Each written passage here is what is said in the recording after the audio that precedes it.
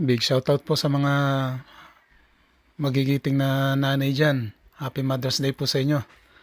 Kaya ngayong araw na ito, pinag-day off ko muna sa pagpapakain ng mga alagang aso ang misis ko. Kaya ako muna ang take charge.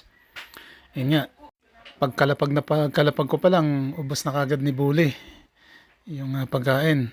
Tapos yan nga yung mga ibang maliliit na alaga namin, pinakain ko na rin. Bali ano yan, 7 lahat sila. Pero yung si Lady Bully namin talagang ang taga-ubos ng pagkain ng mga natitira. Tapos yan na yung dessert ng tomboy namin aso.